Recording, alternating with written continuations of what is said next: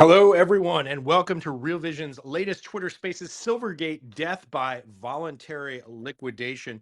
We've got a murderer's row of brilliant commentators in the crypto and banking space about to join us to unpack all of the news flow that we're seeing. Obviously, this is very much a breaking story coming out today, I believe at 4:30 p.m. Eastern Time, almost exactly 90 minutes ago. I know everyone is struggling to get their heads around this news flow.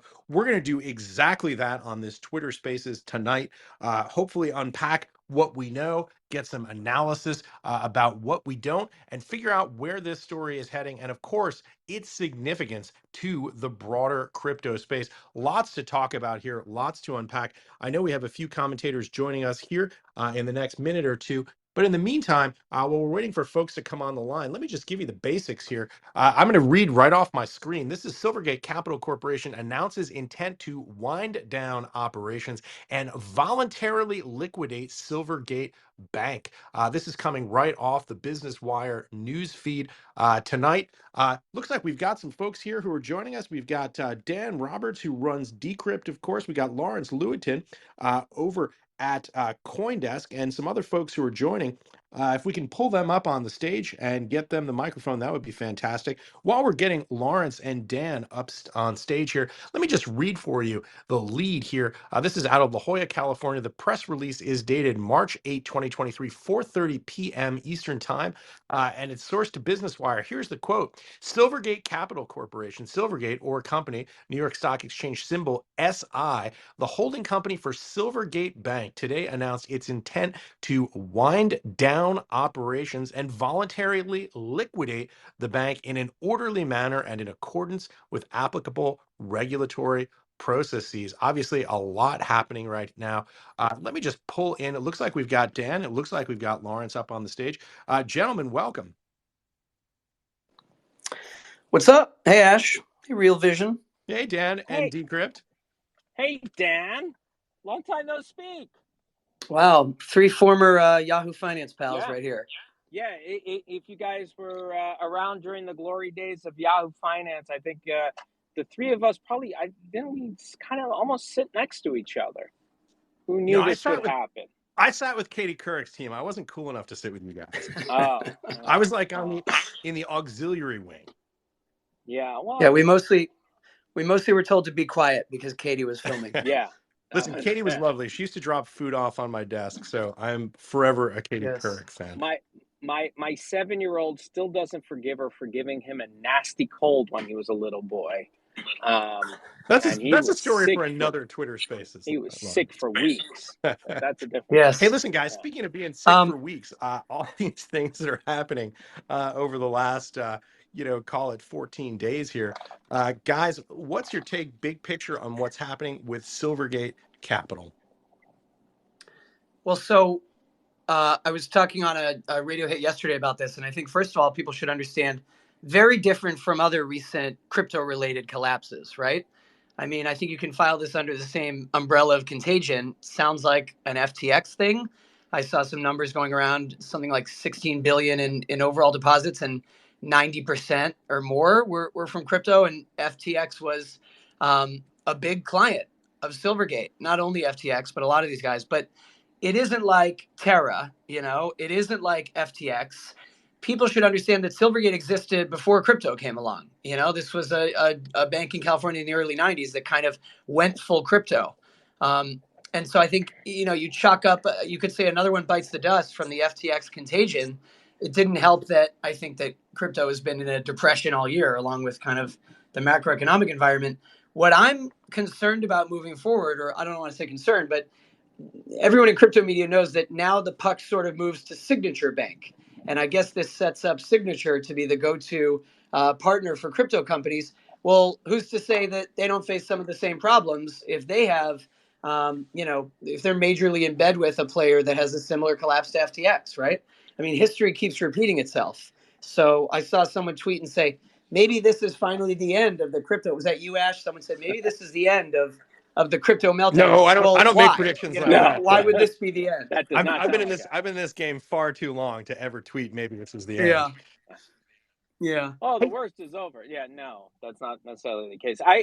I got off the phone just now with a short seller who had been buying puts for a while. He and I had been talking about this Puts on the as to Silvergate stock you're talking about. correct. Yeah, he was buying a lot of puts. He actually did quite well. He's doing quite well today. But he brings up another interesting factor to this, and that is, look, interest rates have been rising, as you know. And the interesting thing about interest rates is that it normally helps banks because they're taking in deposits at 0%, right? They're in the case of Silvergate, This they is the were so-called taking net interest margin play you're talking about, Lawrence. right.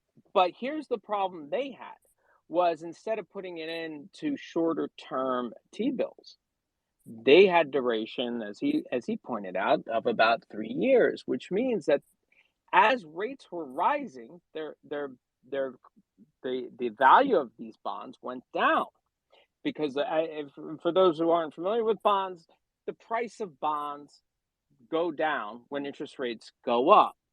That so the yields go up. You have to, we can sit there and do the equations, but just that keep that in mind. Now, the problem that Silvergate had is if they had kept it in very short term bonds that rolled over as the rates were going up, they actually would have done well because they would just pay out all these guys who were removing their money because of crypto's collapse. But instead, they tied them up in these 5-year bonds, which of course they could sell, but they're going to sell them at a loss, Right. and that's very painful. Lawrence, So, talking about guys who know about bonds, it looks like we've got Jim Bianco and Simon Dixon who have also just joined. Guys, I don't know if you can hear hey me. guys, Yes, I can. Jim, I don't know if you just heard some of Lawrence's points about what's happening. What's your big picture take? I want to just get everybody in at the top of the show here, just give a little bit about what their 50,000-foot view is of what's happening as this news crosses the wire here at around 4:30 p.m. Eastern time.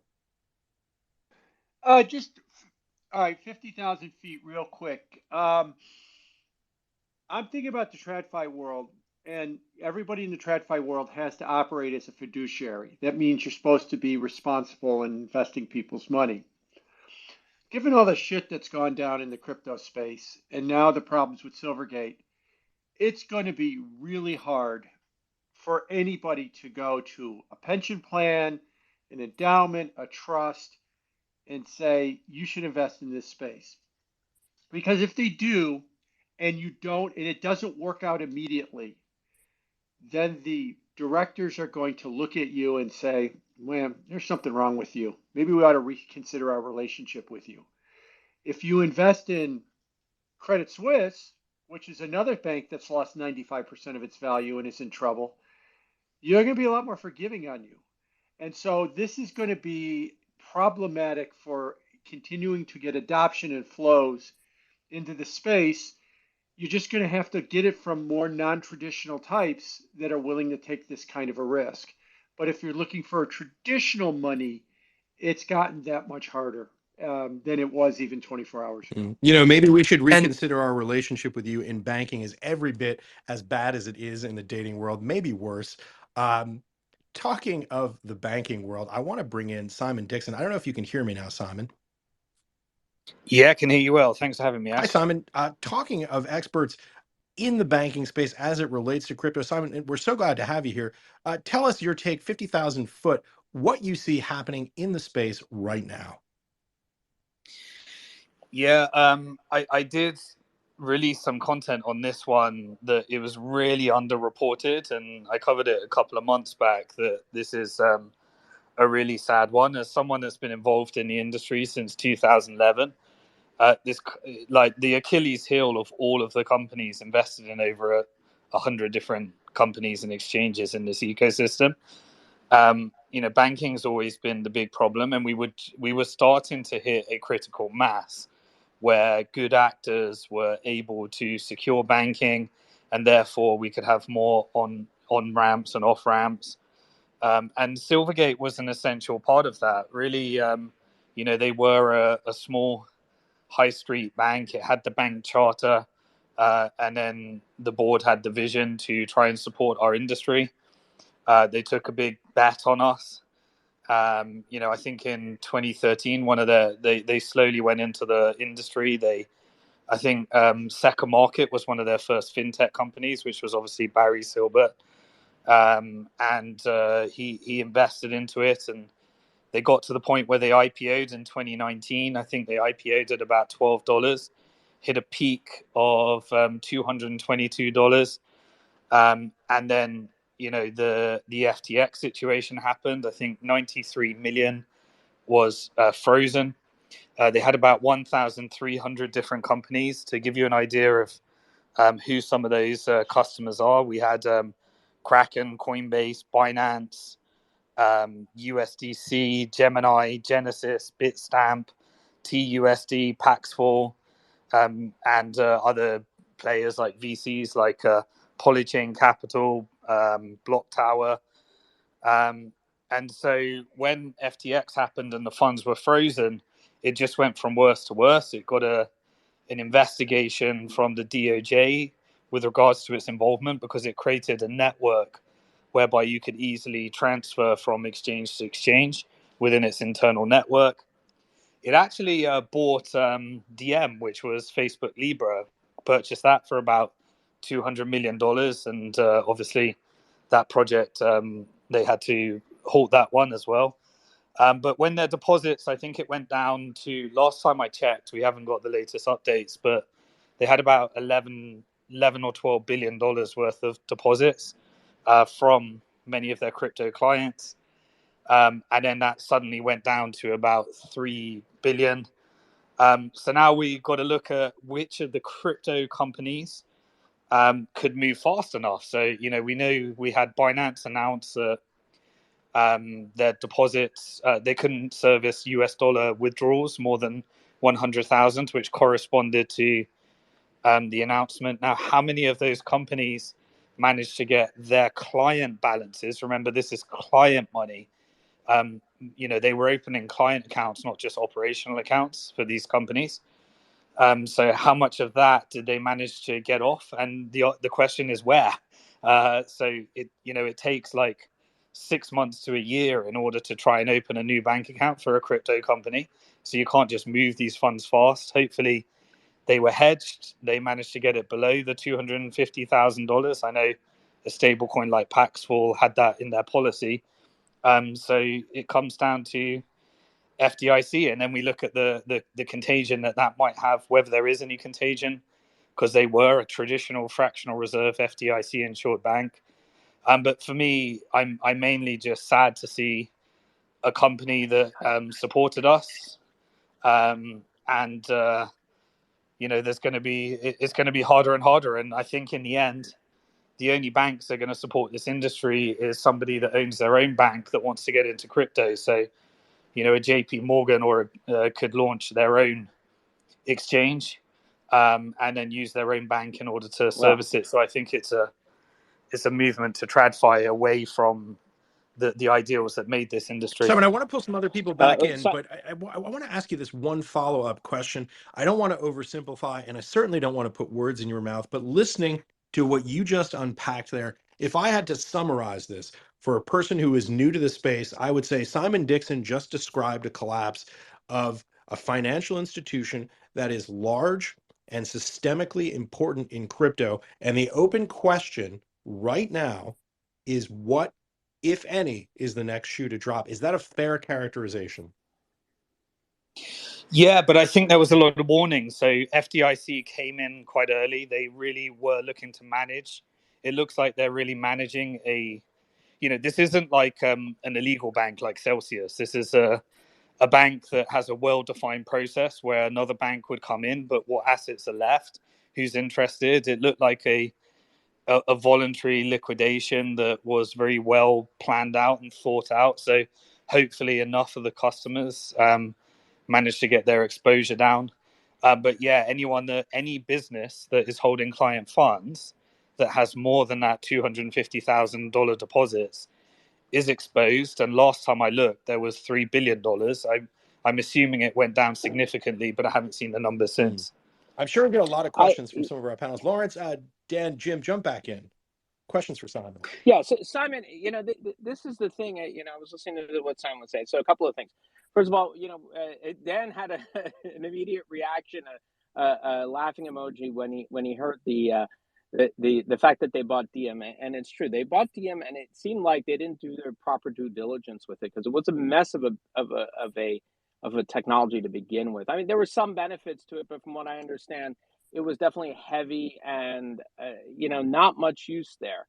So it sort of calls into question some of their planning. But on the other hand, one thing that as you mentioned, is that there was some sort of a warning here in the sense that a lot of we knew for some time Silvergate was in trouble. This isn't out of nowhere.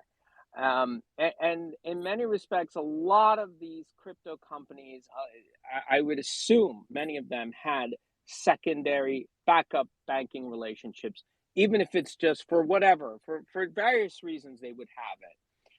While Silvergate, while it's been difficult for crypto companies to open accounts and things like that, as you mentioned, you did have the signature banks of the world. You did have others that were willing to take on that risk, but it did still mean that a lot of these companies had warning to get their money out, even if it meant trying to find a short-term fix to it, so that they didn't get hit when the inevitable happened. I think there was a lot of warning this was going to happen. The other thing is, this is kind of we're seeing that the FDIC's involvement in this, and I read a couple of tweets today and people cheering the FDIC, which is it's working, right?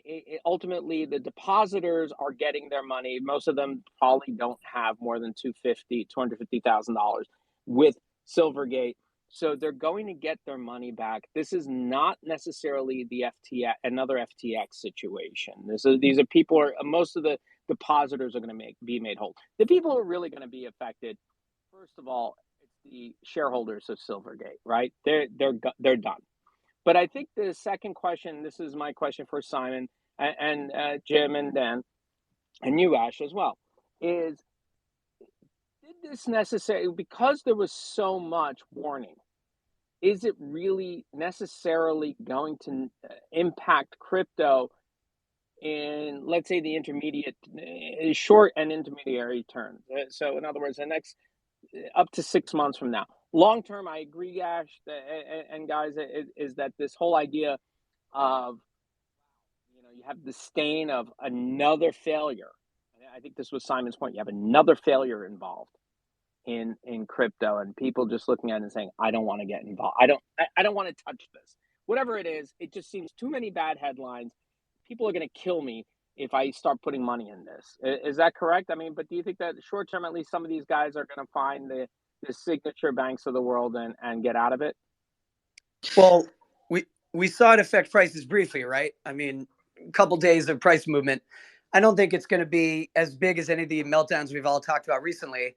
I do think, as I said earlier, I don't know that anyone wants to move into those shoes, right? Like, people are saying, well, okay, next up is signature. If you're signature, I don't know. The wrinkle I want to pick up on, and Jim alluded to earlier, what this does reputation-wise, right? I mean, you see institutions in TradFi that were sort of eyeing crypto, and as you said, Lawrence, they go, oh, another meltdown. I got to stay away from this shit. This stuff is toxic. People lose their shirts. And what's interesting is that in its own, I guess, death notice, Silvergate, even last week when it had to delay its 10K filing, there was a part that blamed regulatory uncertainty. And that was funny to me. That stood out because as we continue to see like this chicken and egg thing where companies are blaming the regulatory environment in the US to say, this is why we're struggling, or this is why we can't really innovate, whether it's, blockchains, NFT platforms, whatever it is, everything under the sun in Web3. But then the lawmakers and the SEC, they're looking at meltdowns like this and they're saying, well, this is the justification for why we're so harsh.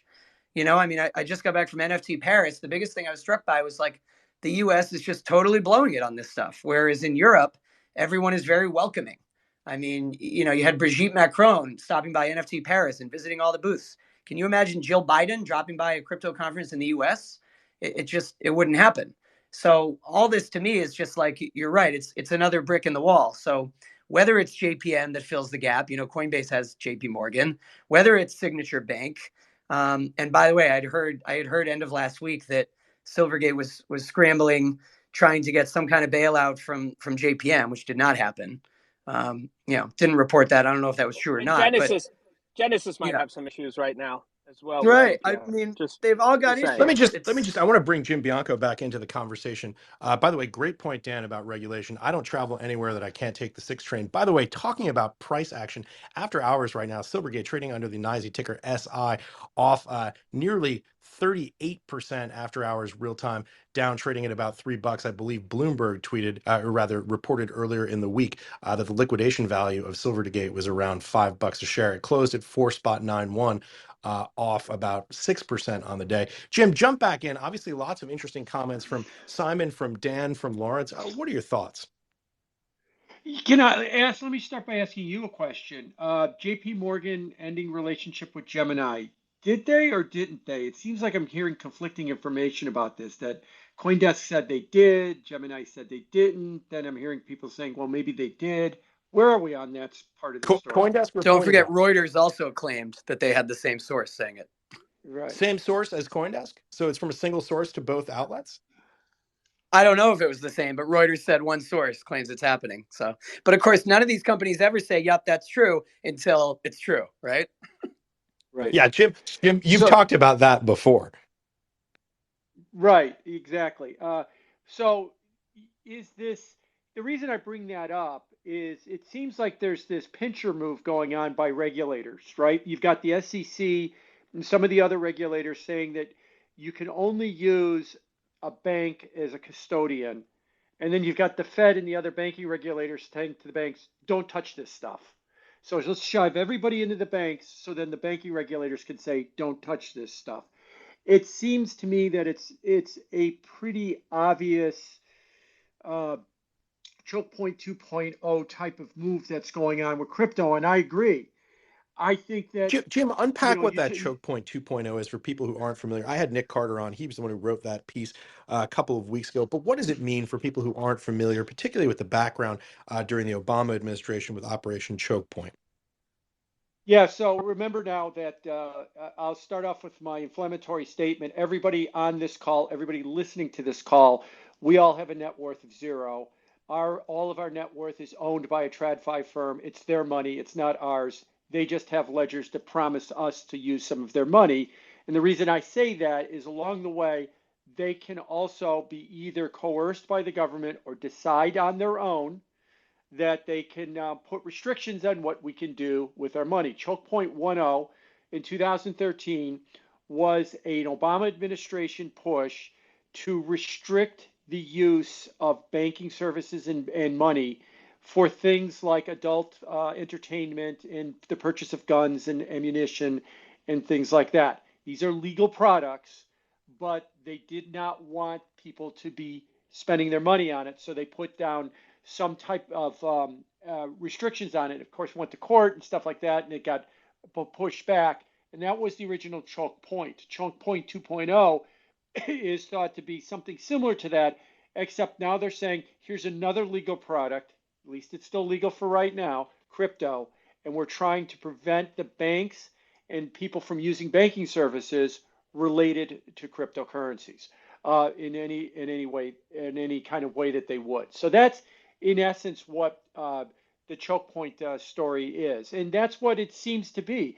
I agree with the comment that was made that in the long term, we're going to look back at this period of time many years from now and talk about how the United States really put themselves in a bad place, that we're going to allow everybody else to make the determination about a potential new financial system. Right. We're going to willingly not have a seat at the table about this new financial system. No, and then we'll scramble to follow the others. Then we'll scramble to follow and ape the other I see countries. Simon Dixon has got his hand up, been waiting patiently. I'm sure he has some thoughts on Operation Choke Point and the banking system more generally. Something Simon's been very passionate about. I think great comments, Jim. Jump back in, Simon. Yeah, sure. So thinking beyond thinking a little bit longer term, I think it brings us a really interesting case study in how crypto banking should or should not be done in the future. So if we can study where what went wrong here. So it looked like at their peak they have a very volatile asset, whereby a lot of their customers are dependent upon a volatile asset, and therefore, when you have a crash, you get a big withdrawal of deposits. It looked like they only had 5% of capital during the peak of their like the bull market. So this relationship between fractional reserve banking and servicing companies that have to deal with the volatility of crypto, this is going to produce a really interesting case on how to manage that in the future. So, I think someone was saying that about the SEC, this is more of a OCC than an SEC issue. I don't think there's securities involved in this.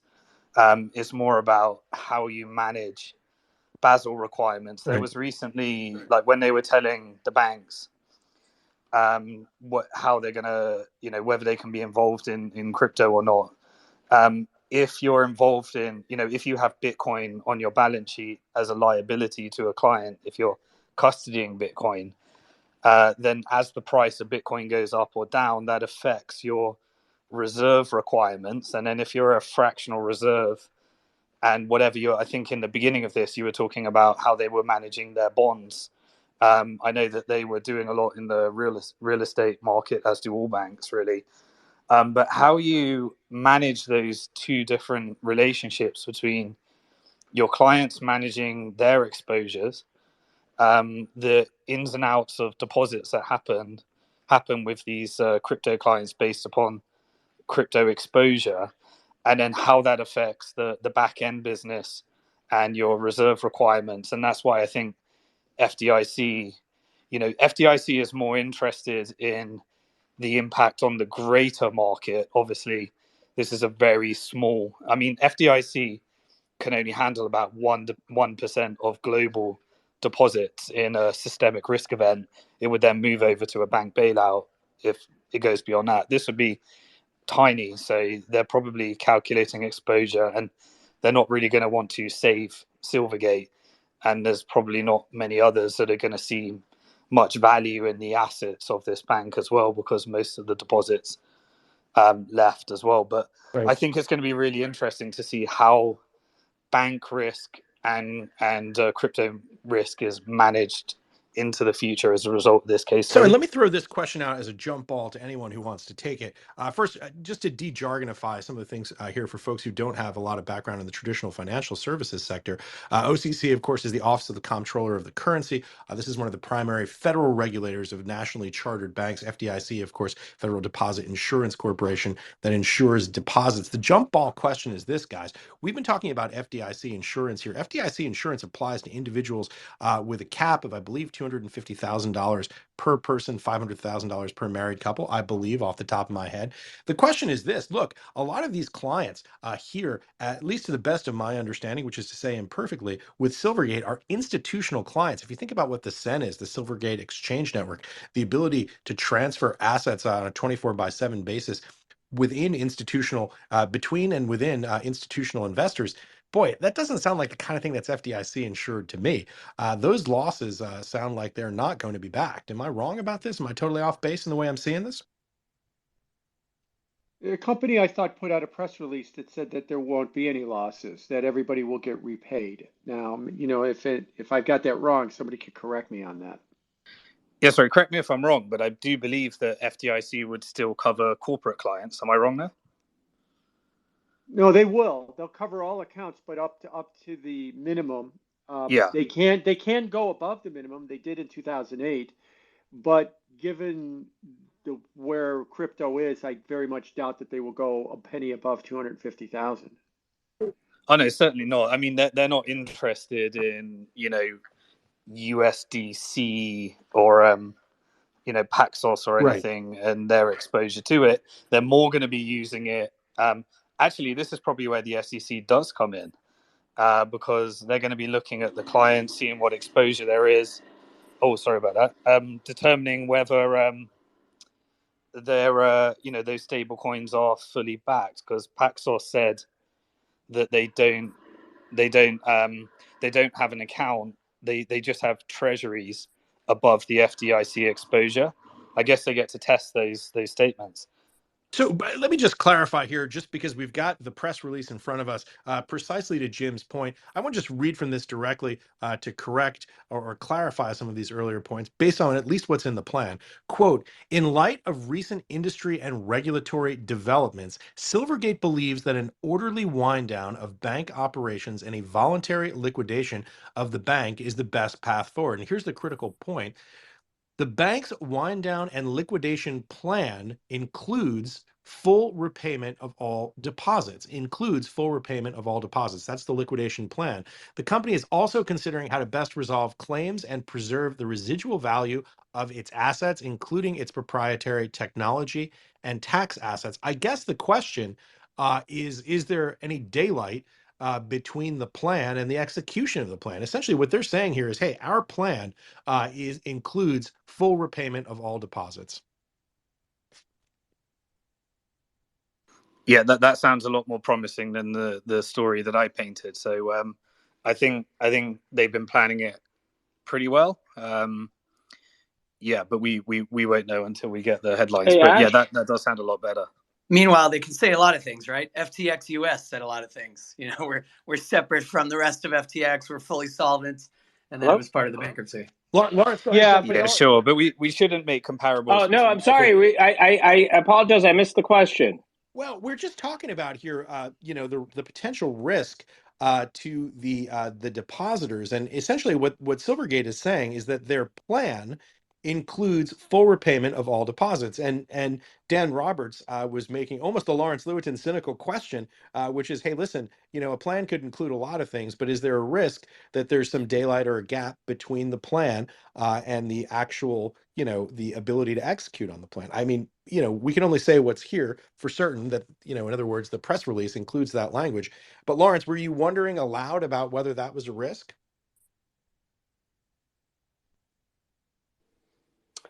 Beyond just repayment, I think it's interesting to talk about the closure of SEN too, the SEN, right? I mean, Coinbase was able to move real fast and say, we also work with Signature and we work with JPM. Look how buttoned up we are. We're publicly traded. It seemed to me, you can check me on this, but some of these other crypto players that were using Silvergate had real, downtime. I mean, we saw a story like something like Dapper Labs is not going to allow ACH withdrawals anymore because its payment partner for those withdrawals is Circle, because Circle's payment partner is Signature, not Signature, Silvergate. So you see a lot of this contagion. Yeah, and again, we should point out, obviously, this is a news story that broke here within the last 2 hours. We're trying to unpack it in real time. We've got some of the best experts in the space right now talking this through with us. We're reading what we can based on the press releases. We're finding what reliable reporting we can. We've obviously seen there's a big story from Bloomberg about this that we'll probably touch on later and get to some of those points. I think Lawrence is having some technical difficulties, but we still have got Jim, of course, and Dan and Simon with us. Guys, jump back in. Yeah. So Ash, yeah, I don't think it's fair to to put Silvergate in the same bucket as FTX. I think that their motivations and their integrity is a lot higher. They're doing the best they can and trying to not have customer losses, and have been trying to do the best. Now, that doesn't mean that it won't be. I mean, it's a trite phrase, but it works, right? Everybody has a plan until they get punched in the mouth, and that's so Silvergate's got a plan, and they're about to get punched in the mouth, and we're going to find out if that plan still holds up. But as of at least the press release 2 hours ago, they believed that their plan included, the idea that there would be full repayment, because the next part of that said that they're looking at trying to get a residual value for investors. That's why the stock's at $2 and not at zero, because they're hoping that some of their proprietary technology and some other assets that they own, maybe it's the real estate of the building, is going to be able to be worth something to investors after all of the depositors have been paid. So, I mean, I'll take them at their word that that's what they're trying to do. And I underscore that word trying. Now, whether or not that's what happens in reality, we'll find out in the coming days and weeks, whether or not they can actually repay everybody 100% on the dollar. Yeah, I wouldn't put it in the same conversation as FTX as well. They're a public company with public reporting standards. The reason that in fact, it brings an interesting aspect to it in itself. The fact that they had to, they were out in the capital market looking to do some restructuring. They had to lock in a $713 million loss by selling a bunch of debt that they needed in order to recapitalize. But the fact that we know all that is because they're a public reporting company, which is certainly not the standards that FTX met. But at the same time, that creates, the knowledge that can cause a run on the bank as well. And the issue was that FTX's $93 million deposit freeze that then led to a bunch of other companies withdrawing. And then when you couple that with public reporting requirements, that can create a run on the bank in itself just by being a public reporting company. Hey, talking of banks, I wanted to call back to a conversation that Jim started a few minutes ago about what was happening with JP Morgan and Gemini. So this is a story that I believe was first reported by CoinDesk based on the timestamps I'm seeing here on Google, and then later picked up by Reuters. I want to read this from the Reuters post here. From earlier this afternoon, or from about an hour or two ago. I guess no, 2:45 p.m. I think was the last update on this story. And the headline is JP Morgan Chase and Company is cutting ties with Gemini, the cryptocurrency exchange founded by Cameron and Tyler Winklevoss, according to a source familiar with the situation. Here's the interesting thing. It's paragraph 3 in the Reuters story. Make of this what you will. Reporting coming out of Reuters. Quote, in a tweet, Gemini said its relationship with the bank remains intact. JP Morgan declined to comment. Close quote. Interesting. Are we going to have now have a conversation of what the definition of relationship is in order to? I was going to say, where'd Lawrence from CoinDesk go? I think Lawrence was having some connection problems with his phone and had to disconnect. Hopefully, he'll be able to reconnect later. Jim, in any aspect of your life, when you're defining the nature of the word relationship, your relationship is probably not in good shape. Right. When you're explaining, you're losing, and that seems to be what where we're at with this story. Look, I wouldn't put it past J.P. Morgan. I'll remind everybody last year of the Hayden Adams story. Hayden Adams had his account at Chase, which is J.P. Morgan, and then one random day, his account was closed, and they told him that they didn't want his business anymore. They didn't give him a reason why. And they mailed him a paper check for all the assets in his account. That's kind of the way that they operate over there. And so I'm not saying that means that they have cut off relationships with Gemini, but color me not surprised at all if that's indeed what's going to happen between JP Morgan and Gemini in the coming days or weeks. Well, yeah, as you said, Jim, we don't know. Nobody knows. We can go based on the reporting that we have. We can carefully parse the language of what we see. We can look at what's officially been reported, and then beyond that, all we can do is try and analyze and understand as best we can what this story is telling us. Dan, go ahead. Well, the one thing I'd add is, boy, the last 2 months have not been kind to Gemini, along with Genesis. By the way, side note for everyone who covers this industry, as if all the company names aren't similar enough. You got Gemini and Genesis, and then today you've got Silvergate and Signature as the two crypto banks that we're talking about here. But even with that settlement that was in early February, I think it was like there was $100 million settlement between, you had Genesis, Gemini, and DCG tied up in this. If you're JPM, which is pretty risk averse, and you're Jamie Dimon, who has said quite a lot of shit about crypto over the years, even though I remember at one point famously he said, well, I shouldn't have called it an outright fraud. He walked it back a little bit, but you probably at some point hit a wall where you say, maybe we just don't want anything to do with this one, with Gemini. So I'm willing to believe the reporting. Well, it's a fair open question at very least at this point. We have contradictory reports. Obviously, CoinDesk and Reuters are news outlets that are known for doing their homework.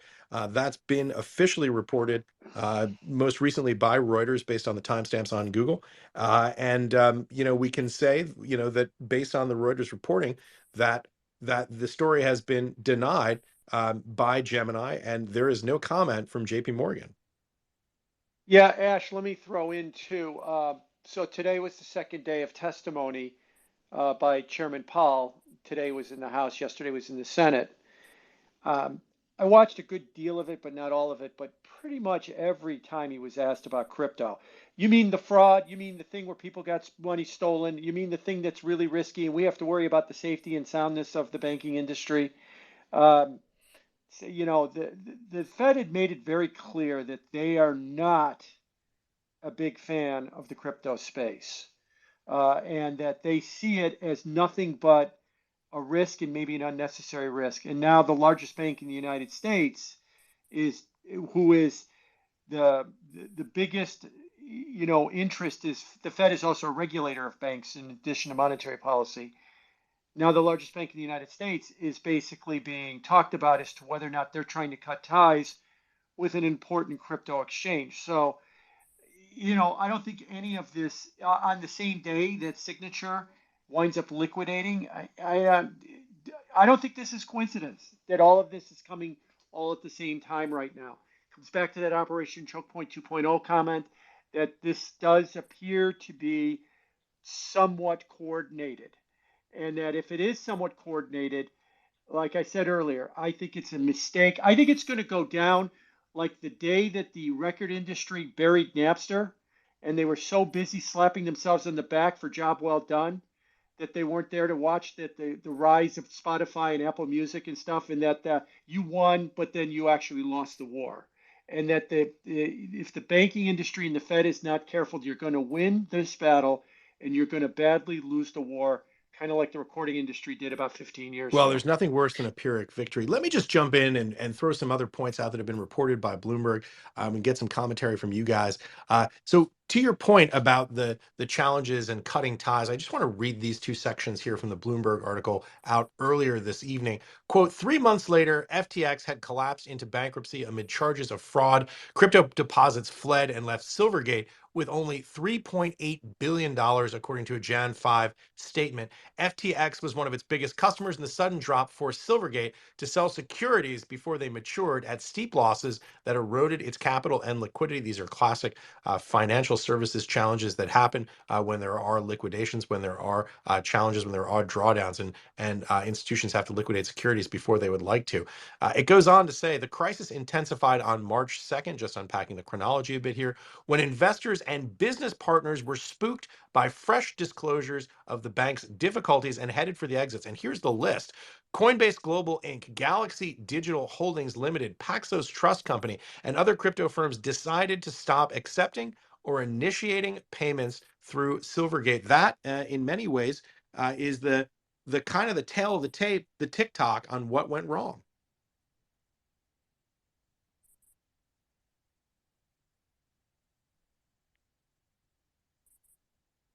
Go ahead, Jim. You got us all speechless here on this.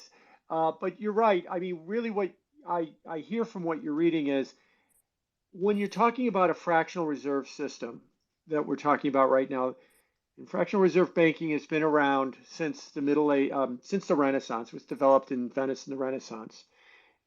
It has been inherently and has always been inherently an unstable system. That's why we have crisscrossing regulators on it. We've got deposit insurance on it, and it all operates on trust, and it all operates on perceptions. And that's what a bank run is when people perceive that there's a problem, and they know that in a fractional banking system that there is not all the assets are there. I better get mine before they run out.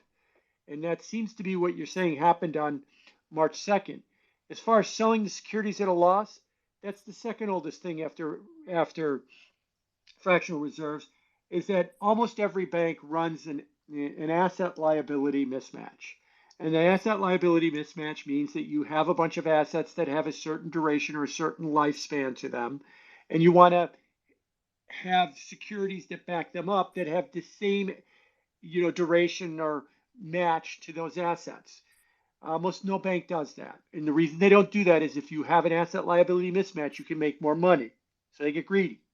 All right, greedy is a strong word. They're looking to maximize profits. It's not necessarily greedy that they do that.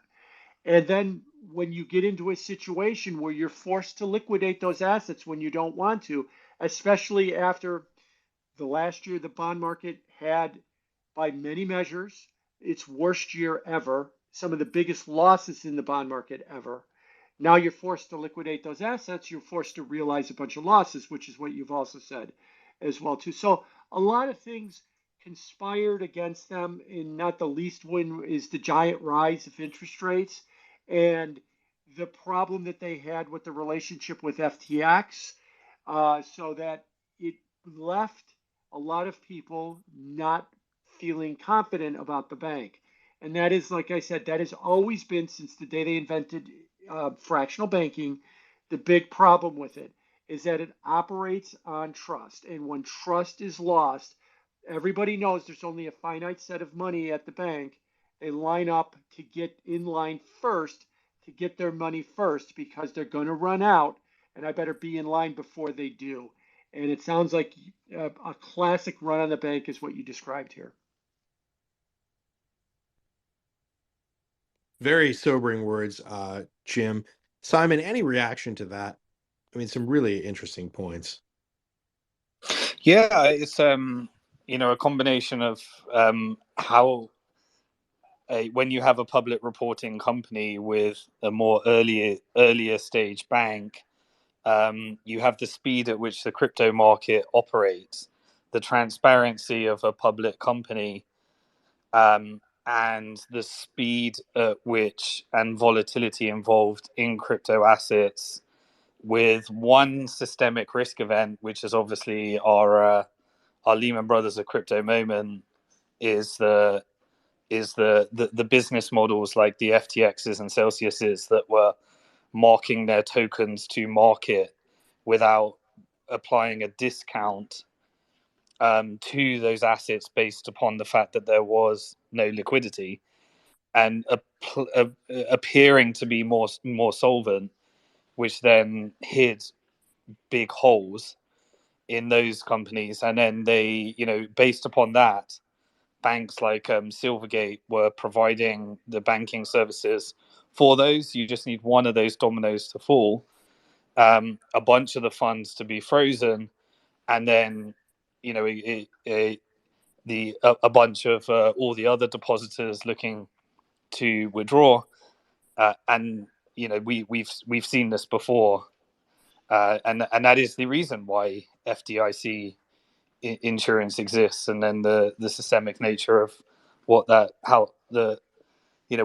we have the interesting thing, I think, as well, is watching the difference between some of the Chapter 11s of the illegal banks versus the slow wind down and more orderly fashion of many of the safeguards that have been implemented into the fact that fractional reserve banks are also are subject to the same risks, but because we've experienced this over decades and decades, you get those additional safeguards and a slow liquidation and unwind process in a more orderly fashion. Right. So hopefully this won't lead to the years and years of Chapter 11. And I think FTX reported that the professionals spent 38 million of client money. So a lot of the illegal banks, they were spending client money, they created holes. But now when you go into Chapter 11, they can still continue to spend client money, but this time legally, under court permission. So I don't think we're going to see those big cash burns with client money that we're seeing in many of the illegal banks that have just gone down. Right. Listen, I have a great quote that I want to read here in just 1 second. But by the way, we're getting very close to crossing 1,000 concurrent live streams. Listen, if you're enjoying this conversation, please retweet the link. I know we can get over 1,000 folks out there. Let's get the word out, because this is obviously a very important conversation for anyone who is interested in crypto. This is obviously the big story of the night. We have Jim Bianco and Simon Dixon here, who are just two of the best in the business at explaining this intersection between what's happening in, from a framework of traditional financial investing, from the basis of, legal and regulatory compliance policy that applies equally in crypto as well as TradFi, and of course the all of the nuances that are so particular to this crypto slash digital asset space. So if you're enjoying this conversation, please retweet the link. Here's the quote that I wanted to throw out here. But Go ahead. Yeah. Ash, before you read that quote, let me just put a concluding thought about fractional reserve banking and the problems that we've seen at Silvergate. Uh, Keep in mind everything that we've described, because there's another bank that's at its all-time low. There's another bank that is seeing an outflow of money. There's another bank that is trying to stem depositors from leaving, and that's Credit Suisse. So what's happening, it's not the same reason. It has nothing to do with crypto, but this is something that we see happen over and over again. Credit Suisse stock made a new 32-year low 3 days or 4 days ago. So it's gotten so bad at Credit Suisse right now that their U.S. operation is going to dust off the old First Boston name and try and rebrand themselves again as First Boston, which was what they used to call themselves in the 80s when they were arguably as important as Goldman Sachs is today. And so what we're seeing happen here with this bank, different reasons with Credit Suisse, but the same type of thing. This happens a lot in fractional banking. That's why I said earlier, fractional banking is inherently an unstable business. It always has been. And the only reason it really works is we have to have deposit insurance and a crisscross of regulators to keep these unstable businesses from blowing up, and they still blow up. We've got Silvergate now and Credit Suisse. It may survive. It may be forced to merge. It may be able to work out these problems itself, or maybe it doesn't. We'll have to find out in the coming days and weeks. Yeah, I think another interesting topic in this, slightly off topic, but related to, you triggered it when you said Credit Suisse, is not quite ready for it now, but if there was some kind of banking event like this in China, then I think they're at the stage where their CBDC is mature enough to allow a bank to go bust and then replace everyone's deposit with a CBDC. And then rather than having FDIC insurance, you can use it as a deleveraging event and an unwinding of fractional reserve banking, where anyone that has a deposit is able to download the app, obtain the digital dollar or the digital yuan, and really take on. I mean, all the central banks are getting ready to take on banks now, and I think the event that triggers the mass adoption of a CBDC is an unwinding of a fractional reserve bank that then has systemic risk, and that really is the trigger event. So I believe that in the end game, maybe not this time round, but the CBDC becomes the tool for deleveraging the system and replacing, everyone can have a bank account with, or a wallet with, the central bank at that point, and take out the banks altogether. And banks know that. That's why banks will be the one lobbying against CBDCs, because it creates adoption for Bitcoin, not compete with Bitcoin. Very, very interesting points. Within this framework of what's happening within the banking system, I want to just zoom the camera out a little bit to talk about the broader political context with this tweet here.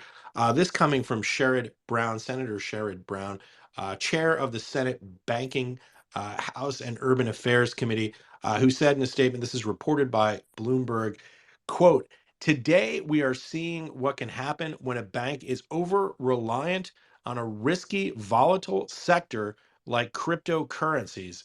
When banks get involved with crypto, it spreads risk across the financial system, and it will be taxpayers and consumers who pay the price." Close quote.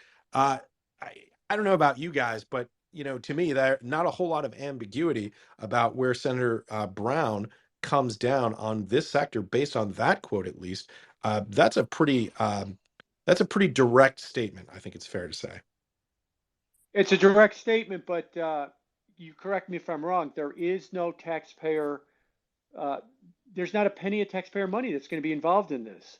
There is no contagion from this to the broader TradFi community, and maybe there's contagion in the crypto community, But so there was with FTX. So all of this hand wringing about this idea that there's going to be, you know, that grandma in Topeka is going to lose her life savings because of what's happening in crypto. None of this has come even remotely close to happening at all. I mean, Sherrod Brown should be worried about the debt limit. That's where he's going to wind up bankrupting grandma in Topeka, not what's happening with But Jim, Silvergate. let me ask you this follow-up question. I mean, look, this is the domain of politics, where there's the thing itself, and then there are the optics and the perception of the thing. And it seems pretty clear from that statement that Senator Brown is saying here. Well, I'll just read it that second sentence again directly. When banks get involved with crypto, it spreads risk across the financial system, and it will be taxpayers and consumers who pay the price. Obviously, Sherrod Brown, a prominent member of the Democratic Party, in the leadership at the United States Senate. He's speaking here in a very clear voice against this industry. Yeah, he's basically skewing the progressive line that you hear Elizabeth Warren say quite a bit. They're not fans of some alternative to government sanctioned money. And I think part of the reason that they're not fans of it is because there's a loss of control when it comes to government sanctioned money. Operation Choke Point, we can't, tell the banks through the coercion of the regulators that we don't want people spending money on certain legal products versus other legal products or something along those lines. Now, I think that, as we move forward, I think that this is going to be one of the reasons why crypto, especially outside of the United States, is going to continue to see more and more adoption. This is a bigger problem outside the United States, as far as having controls and restrictions and risk on your money than it is in the US. And so I'm not surprised by what he said because, like I said, that's kind of the line of the Democrat Party is right now when it comes to cryptos. They don't like what it pretends for them. Yeah, taxpayer paying would be the only time at which the taxpayer would pay. So FDIC is a contribution insurance fund by banks. So if you're a member of FDIC, you contribute to the FDIC insurance. Now, because FDIC only insures approximately 1% of all deposits in the banking system of the banks that it insures, you have to have more than 1% of those deposits be eligible for a claim until you have a failure of FDIC. And that has happened before. We had the failure of FSLDIC, which was during the savings and loans crisis. And that had to be bailed out, and which is when taxpayers would pay. And so if you're going to be implementing a bailout as opposed to a restructuring or a bail-in, that's the point at which, and then this goes into the macro play because we had the announcements today that there's going to be hikes in rates and quantitative tightening as opposed to quantitative easing. So it's a bit of a political statement because taxpayers would only pay if you were doing what we did in 2008, which is rather than failing FDIC, printing money through quantitative easing in order to pay to bail out the banks, then the taxpayer would pay. Guys, we're coming up here on the 7th. Can I just Yeah, real quick to follow up and ask kind of Simon a question? So 1%, it's about $12 trillion in the banking system. So that's $120 billion. We'd have to have losses in greater than 120 billion before we'd be talking about either a bailout of the FDIC or a bail-in. A bail-in, by the way, means that your deposits in the bank are now worth 95 cents for every dollar you have, because we're going to take 5 cents away from you in order to bail in the insurance fund. But that's getting back to it, $120 billion. I mean, if you take all of the losses at FTX, Alameda, Terra, Voyager, and everybody else that's gone down, I don't think you even come up to 120 billion in terms of the losses from those failures.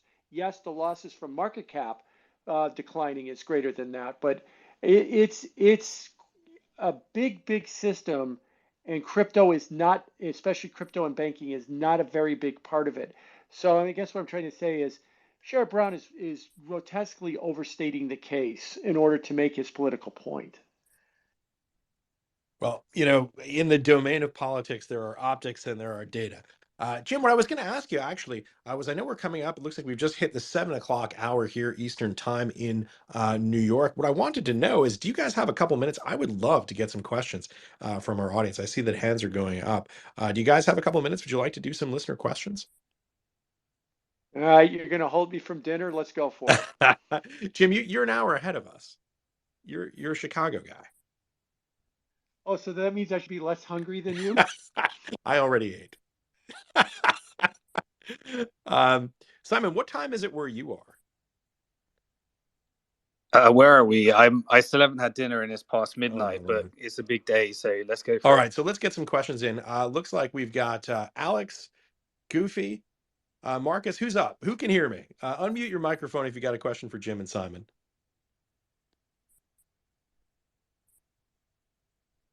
I think Alex and Goofy, you guys are on stage. Let's see if I can unmute you.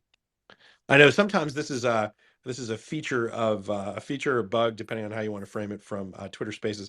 It takes a little bit of a minute or two for folks to be able to connect and ask their question. Looks like we've got Marcus as well coming online here. Hopefully we can get a question in a second. Go ahead, Goofy. I can see your hand up. Unmute. Looks like you just got your microphone muted. Yes, there you are. You guys, thank you guys. If you get a little closer to your microphone, a little closer to your phone, we'd appreciate it so we can hear you better. Yes. Can you hear me now? Loud and clear. Loud and clear. All right. So I am not quite sure why all of the things that are talked about in these spaces are so generic. Like, I mean, we can run through the basics over and over again. That's what everybody talks about. Goofy, what's your question? Okay, so, I mean, I can ask a question on the downfall of FTX, right? Or I can ask about SI being destroyed overnight as the only bank, the only crypto bank that ever existed. Like, they're the only bank that ever existed, but this is old news. Well, what's your question, Goofy? We've got signature as well. What's the specific question that we'd like to ask Jim and Simon? So my question is, how come nobody could figure this out ahead of time? Okay, there's a question. I suspect that it's a good one, Goofy, and I think that Simon has been speaking to this point, that some of his analysis and research was touching on this earlier. Go ahead, Simon. I'll let you answer if you've got. Go ahead. Yeah, I do think a lot of it's priced in, but we're about to find out who wasn't able to react fast enough, and that also leads to the problem. So, we can look back at, for example, many of the issues that happened within Tether were when Wells Fargo decided to pull banking and to the clearing banks that were clearing for Tether. And then they just had this game of going from bank to bank to bank in order to prevent this scenario where they were about to, request an ATM for billions and billions of dollars. So it's a banking game, and I do think because it was a public reporting company, a lot of it was covered, so we could see the drain from $11 billion of deposits to $3 billion of deposits right after the FTX freeze. So really, it's just a question of what are their deposits now, and did anyone have more than the 250,000? And that's the bit that we don't know yet, and we're about to find out. If I could jump in, please, to your question, none of this is set in stone, any more than it's set in stone that Credit Suisse is going to be a failure no matter what they do. These are ongoing processes, and if they can raise money, if they can change attitudes, if they can regain confidence, um, they can always pull out of these nosedives. Lots of financial institutions that get to this point, maybe not to the point where Silvergate was this afternoon, but where they were last week, can either get an injection of capital from an outside firm, can get some vote of confidence from important depositors that said that they're going to stick around and maybe not pull their money, and they can kind of weather these storms. So the question is almost like we all knew weeks ago this was going to zero, and there was nothing that no one could do to prevent it. And that's not true. There was things that could have happened along the way to prevent it. They just didn't. And so I think that's why it may seem like an obvious thing now to you, but if you go through the history of watching struggling financial, is Credit Suisse destined to go to zero no matter what they do? Because they're not, different scenario, but very similar condition right now, to where Silvergate was a couple of weeks ago, not to where Silvergate is this afternoon. No, not at all. There's lots of things that can happen that can turn that situation around too, or make it worse. So it's not as destined as the question I think is implying. Yeah, it's like in 2008, the Fed, in the end, actually through the advisory work of BlackRock, were the ones that were picking the winners and losers. So who would have known that JP Morgan would have received the loan that then they could use to bail out acquire certain banks, and then others were going to go down. And if you had known that it had been Lehman Brothers and Bear Stearns, easily they could have received some kind of bailout money, and it could have been slightly different. So yeah, it's hindsight's 2020. All right. Next question. Looks like we've got my old friend and CNBC editor, John Carney, on the call. Hey, John, how are you, man? Hey, thanks for having me. This has been really great listening to you guys. I'm a big fan of Jim's. So my question is, do we know why this happened on a Wednesday? I mean, it is really rare for a bank to make any kind of announcement like this on these things usually happen on Friday so that all the banking regulators can come in and clean things up and make sure that when, things are opening for business on a Monday, that things go orderly. Depositors know where their deposits are, all that. To have it happen midweek is quite extraordinary. And I'm not sure either why the bank regulators didn't shut it down last Friday or why they couldn't last till, this Friday. That's a great question. Jim, Simon, any insight on that? Yeah, I'll go first.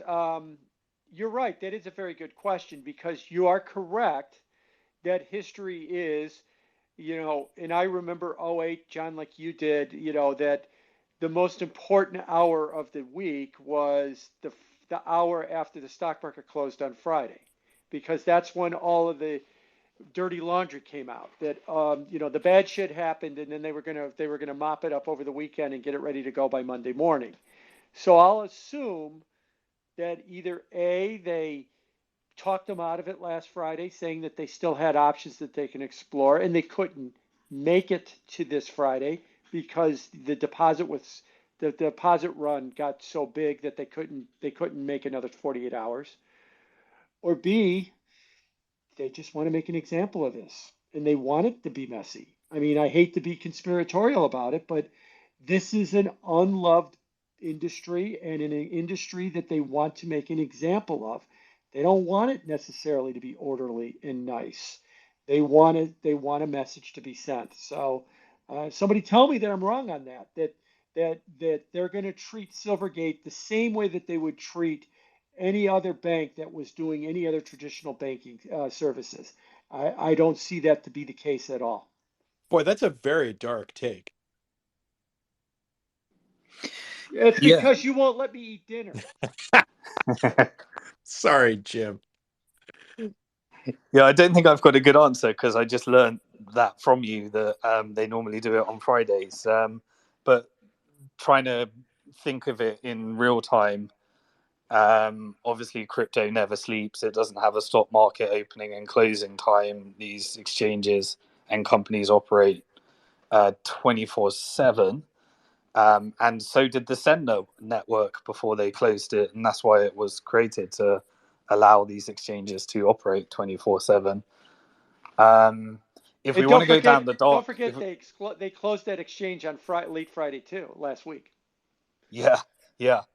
But if we want to go down the dark side and put the tinfoil hat on as well, they did pick the same day that the Department of Justice decided that they were going to sell or start to transfer some of the 40,000, 50,000 Bitcoins that were confiscated from the Silk Road and send them into the Coinbase exchange as well to try and spook the market further. So there's many coincidences that we can put a tinfoil hat on. And then when there's too many of those, you start to really believe that it is a coordinated attack in order to try and make an industry look worse than it actually is. Not excusing our industry, though, because there has been some seriously bad behavior in our industry. I've been embarrassed at many occasions with some of the practices that have been happening within our company. So at the end of the day, we exposed ourselves. There was lots of fraudulent activity. And so you're going to expect governments that are not too friendly towards our sector to take an all-government approach and a coordinated attack to. And there's also the bigger geopolitical pictures of CBDCs, the longer-term agenda of what they want the cryptocurrency market to look like. And they probably just want what they consider to be the adults to take over. But the judges seem to be really standing up for and holding to account different three-letter government agencies at the moment. So there was a bunch of pushback against the different regulators and different agencies from many of the court cases this week. So there's hope yet. John, great question. So Did you want to follow up? Go ahead, Jim. Sorry to interrupt you there. Yeah, John, you can think of a follow-up if you want, but I was going to just say real quick, I share your sentiments that the industry has not, acquitted itself well at all in the last several months, and that a lot of bad actors have shown up, and a lot of problems have been in the industry, and these need to be fixed. But that said, this is the history of new technology. It always comes with failures and frauds and scams and cheats along the way. If you go back and you read about, the invention of the canal, or the invention of the steam engine, or the invention of radio, or the invention of the internet itself, or e-commerce, you saw a lot of this kind of stuff too. Now, the difference maybe with crypto is it's occurring in a world of social media, and it's occurring in a world of instant communication and commentary by the whole planet at the same time, where a lot of those other things happened, but they weren't just as open as everything else. And then the other thought I would just give you, Simon, about conspiratorial. That's why I brought up the whole idea about JP Morgan leaving Gemini. It's happening the same day that this is happening as well too. So let's have a double whammy story on the front page of the Wall Street Journal tomorrow, right? Silvergate fails and JP Morgan is leaving Gemini, just to kind of, pile on with it. And Jim, by the way, you want to talk about technologies that accompanied a rise in bubbles and a rise in fraud. The joint stock company itself in the 17th century, as a construct, that's something that is just at the very core of everything that we do in financial services today, in terms of equities. I'm thinking here of John Law and the Mississippi Company, the South Sea bubble in England, which were roughly contemporaneous. These are not challenges that occur in a vacuum. As you say, new technologies tend to bring out the best and worst in terms of innovation on the one hand, and also fraud and abuse on the other. And by the way, so you're right, Ash. Let's imagine we had Twitter in 1720, and in 1720 we invented this thing called the public corporation, the South Sea the Mississippi Company, and the first thing it did was it failed in a fraud. So we were 1 for 1 in companies failing for a fraud, right Right. off the bat. And Right. now this is the way we've run the system now for the last 300 I'm sure years. there were Tories So, writing in the House of Lords that nothing good right, could come of the joint stock corporation after the failure after right. the implosion of the South Sea bubble. Right. So let's just remember that, well, the common stock in the publicly traded company is such a tried and true thing. Yeah, it bombed tremendously on the first try. Right. So, this is what happens with new technologies. I'm not trying to excuse what the industry's been doing and some of the bad behavior. It's an unfortunate side fact that or maybe because it is a new technology that you see a lot of this stuff. Yeah, and you said the last few months. By the way, I should point out, if we're being cynical here, and I think with all of us waiting to have dinner, there's a lot of cynicism in evidence. You could point out, look, these last few months may be the unmasking effect, but the bad behavior may date back indeed far farther than the last several months. And obviously, it's difficult to speculate about where precisely that might have happened, but as a general proposition, it's fair to remark that that's at least a possibility. John, I'm sorry I stepped on you. You're about to say something. Sure. I just wanted to say, I don't think that the regulators are as clever as Jim gives them credit for, in that, like, that they wanted this to look messy and bad. And in fact, I think it actually makes the banking regulators look quite bad themselves, because they're supposed to be able to handle these things in a not messy fashion. They should have figured out, this is Wednesday, right? So we had Monday, Tuesday, and by Wednesday it's collapsed. So you should have been, if you're a competent bank regulator, you should have seen that on Friday. So this is actually a failure of the regulatory apparatus to have spotted a meltdown happening, by the way, which looked like it was pretty likely last week, right? So if they were talked out of it, they shouldn't have been talked out of it. They should have let themselves be talked out of it. I think uh, I don't know who had direct supervision over Silvergate, but whoever it was, whether it's OCC, FDIC, whoever their primary regulator was, should have been in there already. And so this is shutting it down on a Wednesday is, again, I understand a lot of people probably don't realize how extraordinary this is, but it almost never happens that you shut a bank down midweek. It almost always happens on Friday, so that you bring in all the lawyers and the bankers and everybody else, and you figure out what assets there are and how to divide it up and where do the deposits go over the weekend. So this is that where Bank Holiday Monday comes from? It is actually. So, but it's also the I was a banking lawyer, and we used to regularly, when banks were either being taken over or or somebody had failed, you throw in a bunch of lawyers into conference rooms all weekend, and you go through all the documents and you find out what they owned. And there, when you make this announcement on Wednesday, you don't have that luxury of 2 days. Fascinating conversation. Alex has been waiting very patiently to ask his question. Alex, go ahead. If you can hear me, please unmute and ask your question for the panel.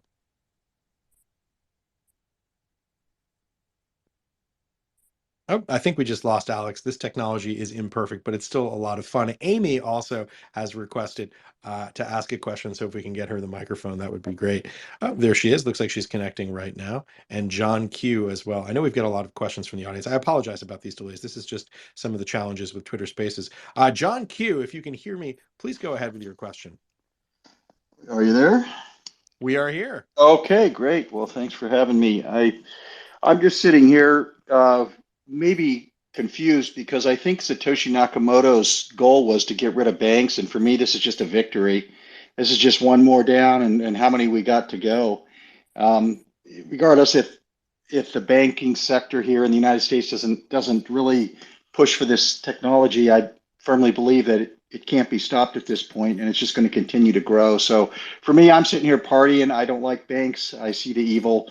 I see the destruction, and I know a lot of people think we need these banks, and maybe we do need some on-ramps here in the U.S., but for me, this is just a victory. I'm just celebrating this day. If this is the first bank that Satoshi Nakamoto took down, I'm all for it. Hey, John Q, you express a sentiment that's very common, particularly in the Bitcoin community. And Sure. I think it's important that many people understand that this really is a very common view out there. Do you have a specific question that you'd like to ask the panel as well? Well, What I would like to ask, I would like to Can ask I? Simon a question if I could, but it's related to Celsius. Is that possible? Sure. Okay. So, or whoever can answer it best. Sorry about my rant there, but anyway, that's how I feel.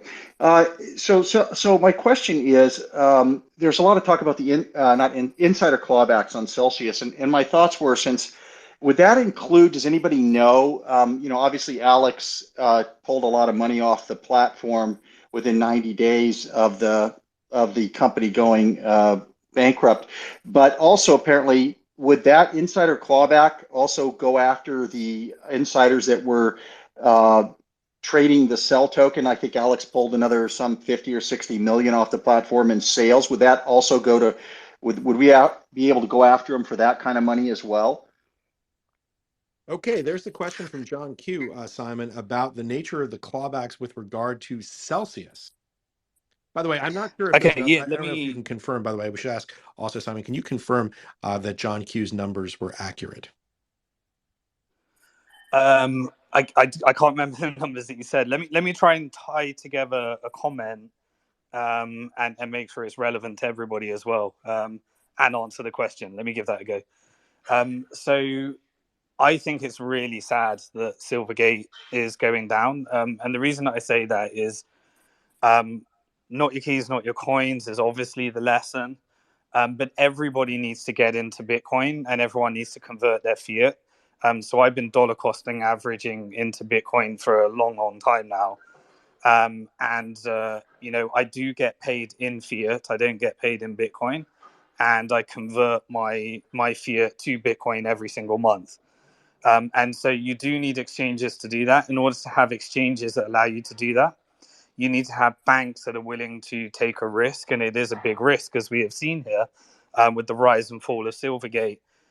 And to me, this was, from what I can see, a good actor bank. We will find out if there's, the DOJ is investigating his dealings with FTX, but you do have to have centralized finance, traditional finance, and you do need to have Bitcoin and the ideal. So I don't celebrate a bank going down because they supported our industry and tried to allow people to off ramp from fiat to Bitcoin. That's not a celebration for me personally. I understand the sentiment though. In terms of clawbacks, trying to tie everything together, we are seeing a big, in banks, they have these safe harbor protections, because when one bank claws back from another bank and they're all interconnected, you can end up creating systemic risk in the whole system.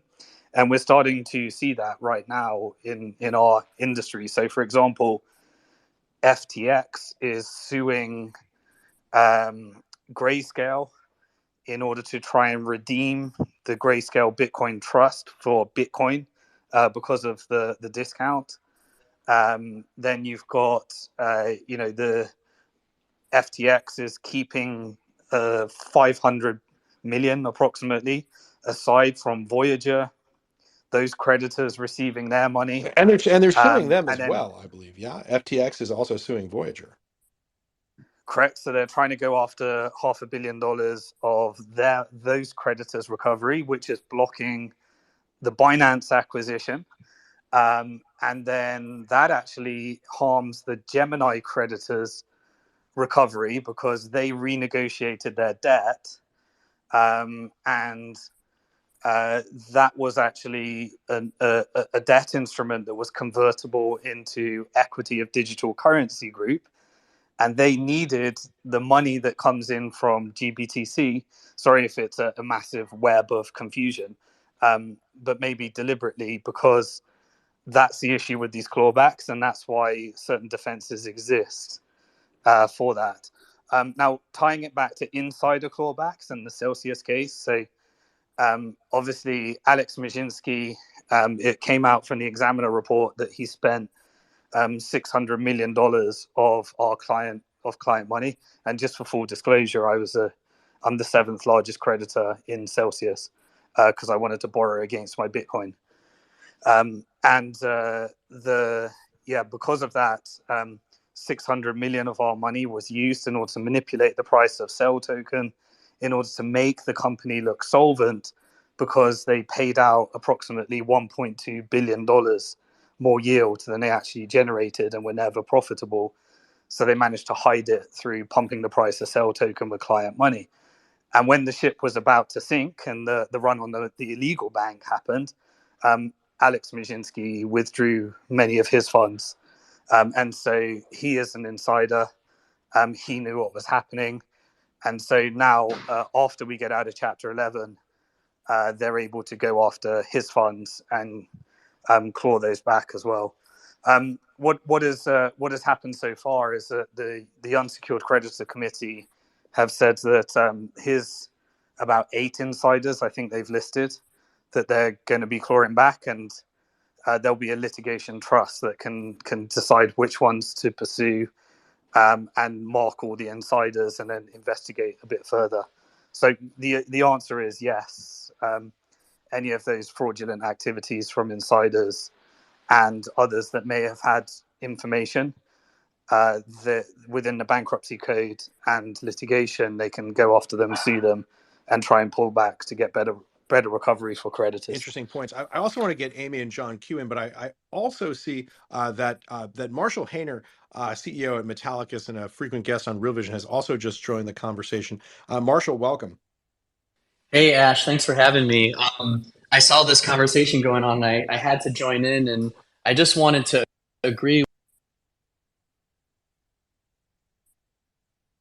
Marshall, we're losing your audio. Let me.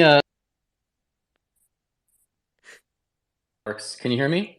Yeah, it sounds like maybe you're not getting enough bars on your Wi-Fi connection or something like that. Maybe. Yeah, it might sound a lot better now. Yep. Yeah, so I was just saying, we need banks. There was original ethos in kind of the early days of Bitcoin that is kind of anti-banking. And I think it's important that we differentiate between good and bad banks. There are always going to be good and bad banks. We need the banking industry because it supports the world of commerce. And someday, I think the technology will evolve and get better. So I don't think we should celebrate the demise of banks that treat crypto fairly. But I also think that we're going through like a big sea change where exchanges that didn't operate with a strong level of regulatory compliance and know your customer anti-money laundering are now having to pay the piper.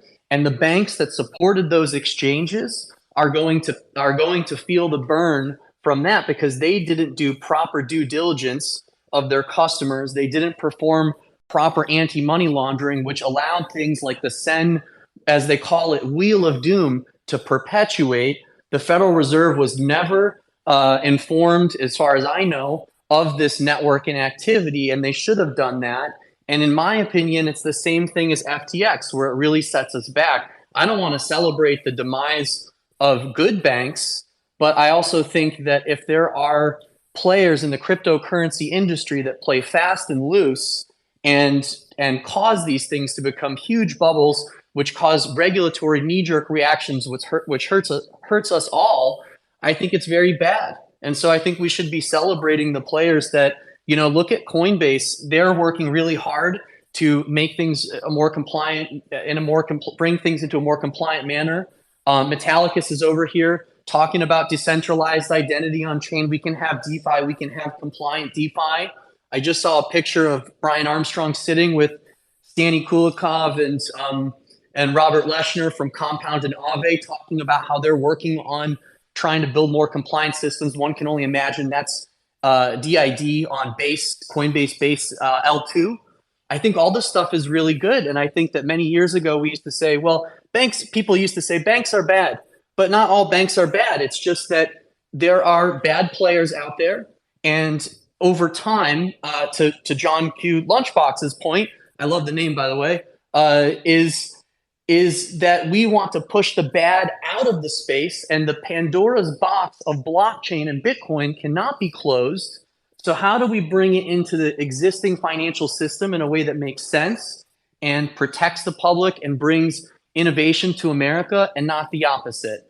We shouldn't be celebrating the demise of banks that treat crypto fairly, but we shouldn't also be supporting banks that have not had proper anti-money laundering controls allow entities like FTX to come in? Why didn't Silvergate ask the question of are these customer deposits coming in, or are these FTX's own G&A and regular business expenses, or are you operating your business with your corporate client details, which Well, never should have happened?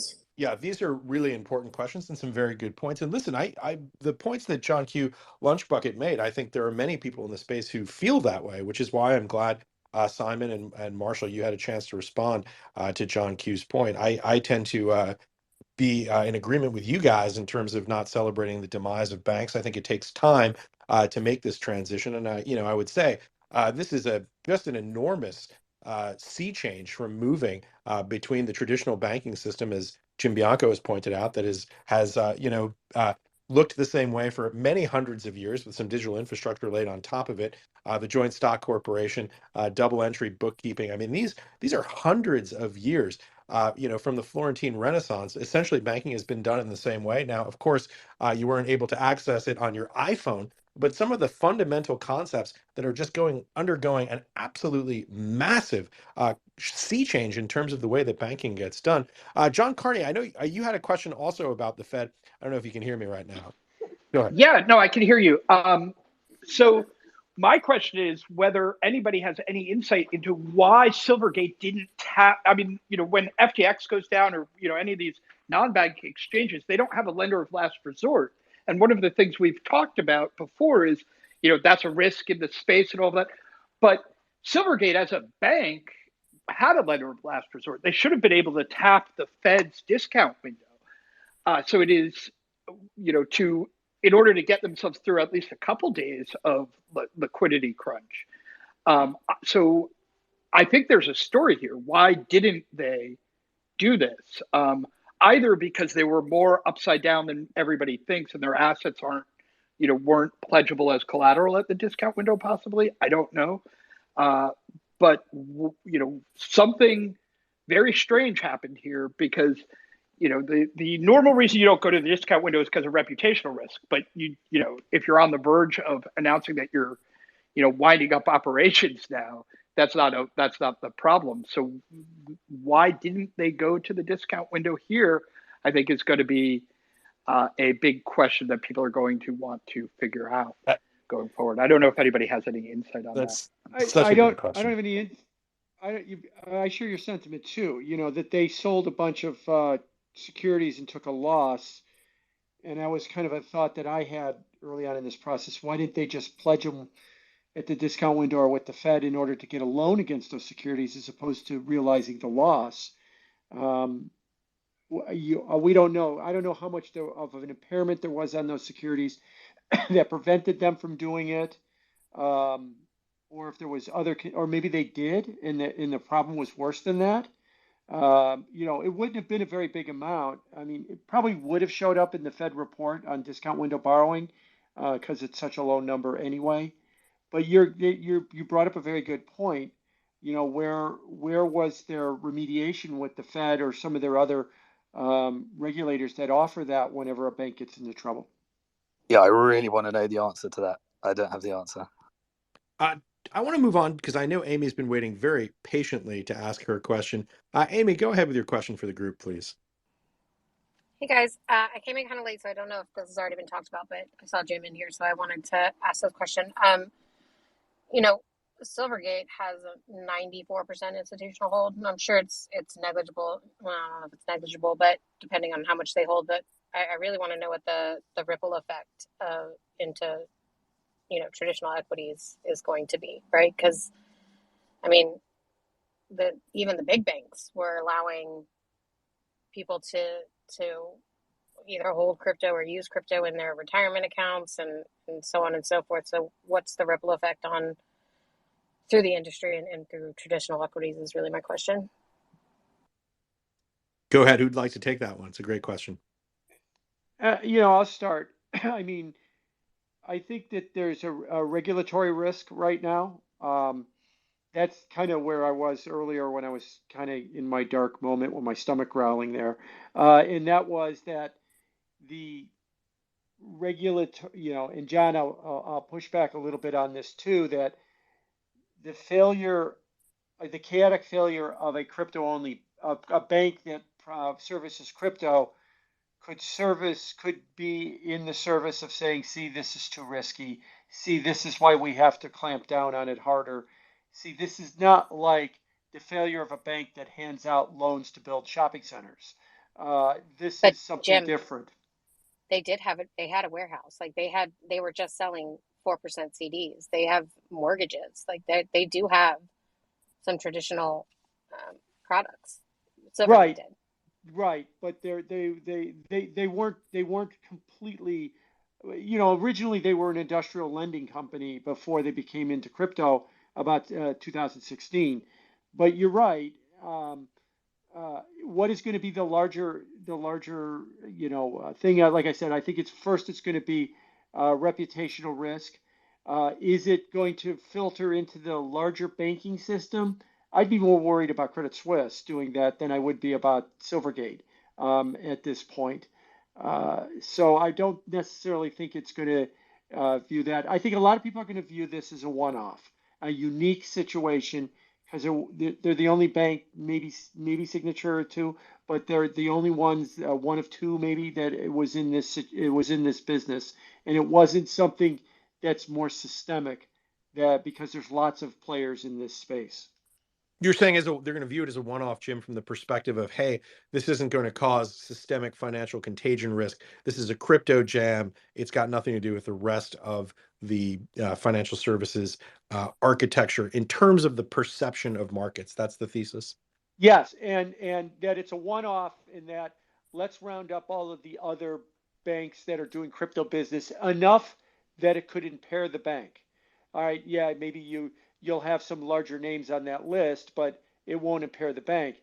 And what's the list going to be? One name, Signature at this point, and it's not going to be a big list of names so that you could say that it's something systemic. Yeah, I think Great in question. terms of impact on equity markets, so I think Kathy Woods said that she was passing on Silvergate and was purchasing Coinbase. Seems like she made a good move there. There is BlackRock has its blockchain. Its blockchain ETF, which is invested mainly in lots of the public mining companies. But I'm assuming it would have had to have had exposure to Silvergate within that. I can't confirm. I think that's in the portfolio of the BlackRock ETF. Simon, didn't Citadel and BlackRock just take well over a 5% stake in Silvergate? Yeah, I think they would have had to as part of the blockchain ETF that they had. Also, the regulatory case that's happening right now between Grayscale suing the SEC and that looks like it might actually lead to the 4-spot ETF. That's an interesting part of it. But yeah, it's just there's so many different things going on, but I don't see much systemic risk other than reputational risk. We've lost a bank that was a friend to the industry, and yeah, I think I only know of the ETF that might have had that exposure, but then that's not systemic because that's just an ETF valuation play, I think. I just noticed we have Mark Cahotis